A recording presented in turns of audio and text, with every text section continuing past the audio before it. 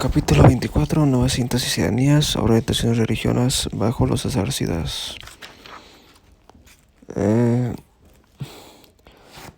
Las grandes cuestiones religiosas de la época aparta se sitúan en otro orden de cosas. A comienzos del siglo I a.C. empiezan a propagarse por el mundo mediterráneo los misterios de Mitra. El primer documento data del año 67 a.C. Ello nos autoriza a conjeturar que hacia la misma época se precisa la idea del rey mesiánico, siempre en relación con un argumento mítico ritual elaborado en torno a Mitra. Por encima de las controversias parece probable, como ha demostrado Widengren, que el mito del Salvador, tal como aparece en el gnóstico Himno de la Perla, se formó en tiempos de los arsácidas. Finalmente, durante la misma época se desarrolló la teología surbanista y se elaboraron las ideas relativas al tiempo, la eternidad, la precedencia de la creación espiritual con respecto a la creación material y el dualismo absoluto, concepciones que serán sistematizadas y a veces laboriosamente organizadas algunos siglos más tarde bajo los sasánidas. Es importante no perder de vista la solidaridad fundamental entre todas estas formas religiosas. Durante los 6 primeros milenios, Dios y el espíritu del mal combaten por la supremacía. El mal parece victorioso, pero Dios envía al dios solar Mitra, igual Apolo Helios, que domina el 7º milenio. Al final de este último periodo cesa el poder de los planetas y un incendio universal renueva el mundo. Estas mitocronologías de perspectivas escatológicas conocerán una enorme popularidad en el mundo occidental a comienzos de la era cristiana. Vamos con Surban y el origen del mal. Se trata de un dios arcaico.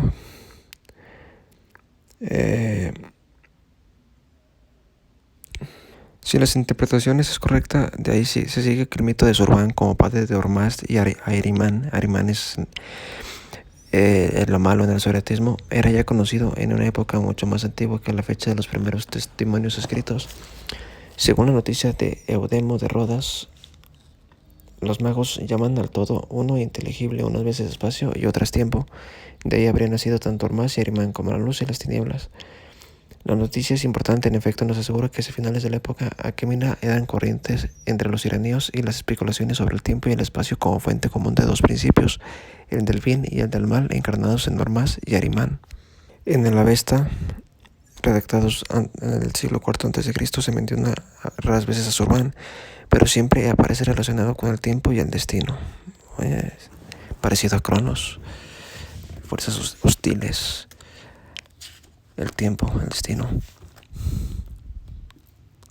Pero se distingue entre Surban Arcarana, el tiempo infinito, y Surban Darejo Xdavata, el tiempo largamente autónomo. Todo ello presupone una teoría sobre la forma en que la duración temporal brota del seno de la eternidad. En los textos Pehlevis, el tiempo largamente autónomo emerge del tiempo infinito y después de haber durado 12.000 años retorna a él. En efecto, las especulaciones sobre el tiempo y el destino abundan en los escritos urbanistas, en los que se emplea lo mismo para explicar el origen del mal y su actual predominio en el mundo, que para ofrecer una solución más rigurosa al problema dualismo. La doctrina del mago Zoroastro: Ormazd es nacido de la más pura luz, y Ahrimanos, que es nacido de las tinieblas. Cada uno ejerce alternativamente el poder durante 3.000 años y se combaten durante otros 3.000. Vean esta parte, dice. El mismo Plutarco escribe que Mitra, que se halla entre Ormazd y Ahriman, o sea que es como un mediador, había enseñado a los persas los sacrificios, o sea, qué clase de ser, que debían ofrecer a sus dioses, entre los que había una ofrenda de carácter tónico infernal destinada al mal demonio, concepción que tampoco encaja en el zoroastrismo. Según el capítulo 1 de Bundaskin, Ormazd y Ahriman existen desde la eternidad, pero mientras que Ormazd infinito en el tiempo es delimitado por Ahriman en el espacio, Ahriman es limitado tanto en el espacio como en el tiempo, ya que en un determinado momento dejará de existir.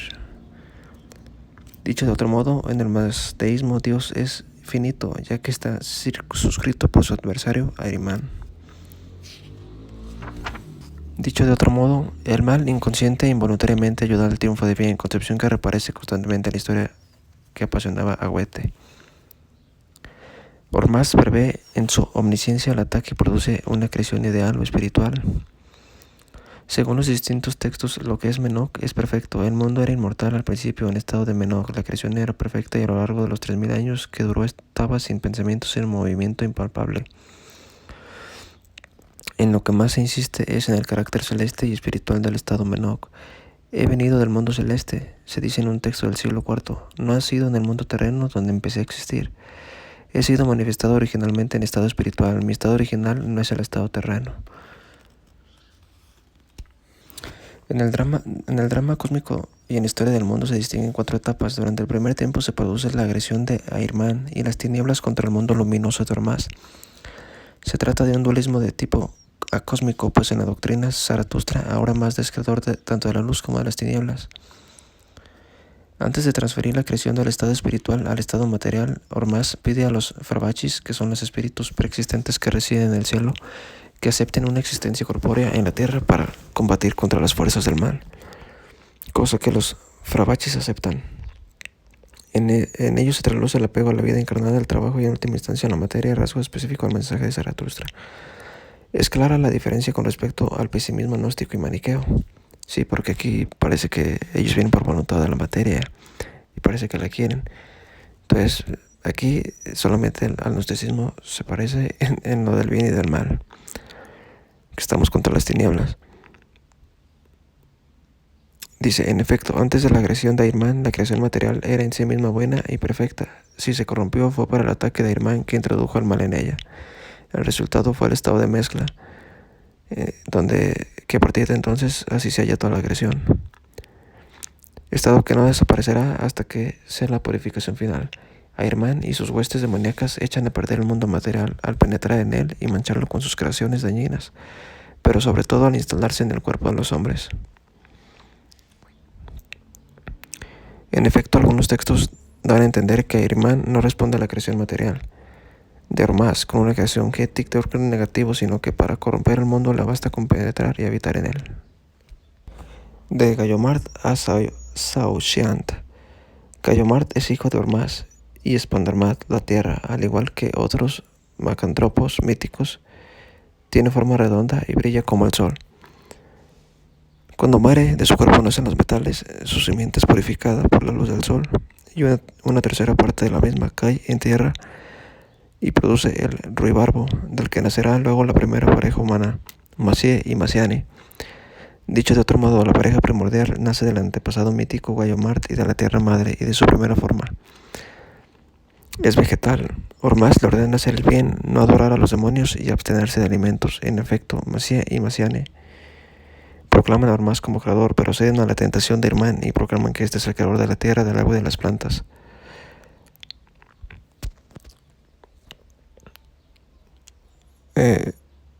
Este episodio puede interpretarse de 2 maneras: el pecado de la mentira, el pecado de haber comido, es decir, de fundamentar la condición humana. En efecto, en numerosos mitos arcaicos, la pareja primordial no tiene necesidad de alimentarse. Por otra parte, según la creencia iraní, al final de los tiempos renunciarán los hombres al hábito de comer y de beber.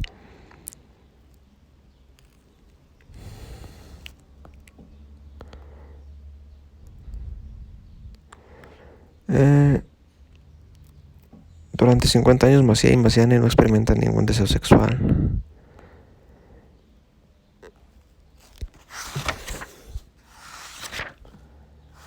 Luego nos vamos a los misterios de Mitra.